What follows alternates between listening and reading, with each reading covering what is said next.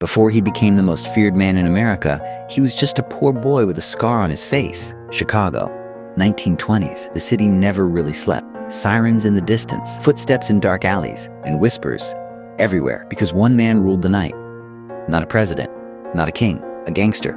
His name, Al Capone. And for a time, he was the most powerful man in America's underworld. But power built on fear always has an ending. This is the story of how a boy from Brooklyn became the most feared criminal in the United States and how it all came crashing down. Al Capone wasn't born into power. He was born in 1899 in a poor immigrant family in Brooklyn, New York. His parents were hardworking, honest, trying to survive in a new country. But the streets around him told a different story. Violence, crime, money, respect. As a teenager, Capone joined small street gangs. At first, it was just fights, petty crime, trying to prove himself. But one night changed everything. While working as a bouncer, he insulted a woman. Her brother slashed his face with a knife. That scar never left him.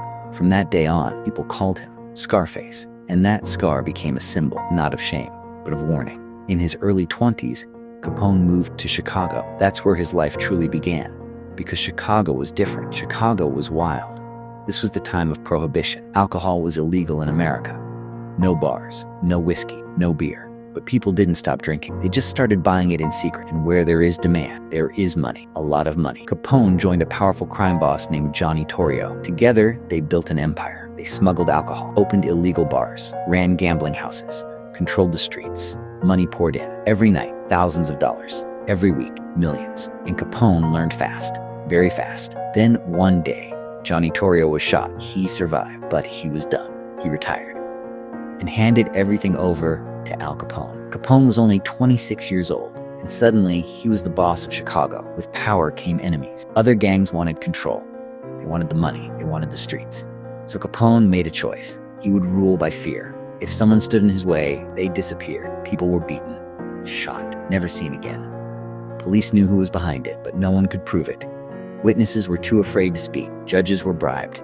Officers were paid. Capone walked freely through the city, wearing expensive suits, smoking cigars, smiling like a king. Then came the day that made his name famous forever. February 14th, 1929, Valentine's Day. 7 men stood inside a garage in Chicago. They were part of a rival gang. Suddenly, a group of men dressed as police walked in. The gang members thought it was a raid. They lined up against the wall, hands raised. Seconds later, gunfire exploded. Bullets tore through the room. When it ended, all 7 men were dead. Blood covered the floor. This became known as the 7 Valentine's Day Massacre, and the whole country was shocked. Everyone knew who was behind it: Al Capone. But once again, there was no proof. No witness, no evidence. And Capone, he wasn't even in the city that day.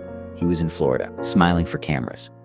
But something changed after that. The government had enough. They couldn't catch him for murder. They couldn't catch him for violence. So they looked somewhere else. His money.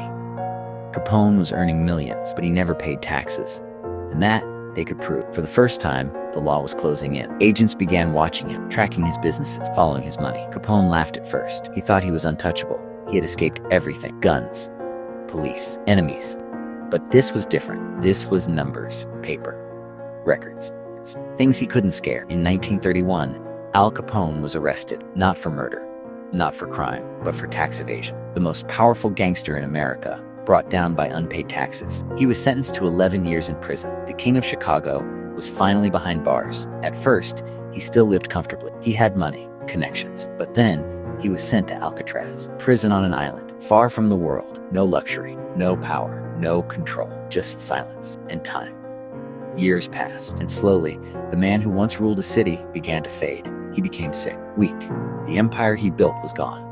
New gangs took over. New names replaced him. People slowly forgot. In 1939, he was released. He was no longer the same man. No sharp suits, no bodyguards. Just an old, sick man, living quiet. In 1947, Al Capone died. Not in a shootout, not in a war, but alone, in his home. He once controlled an entire city. People feared his name, respected his power. But in the end, all that power disappeared. All that money meant nothing, and all that fear faded away, because power built on crime never lasts forever.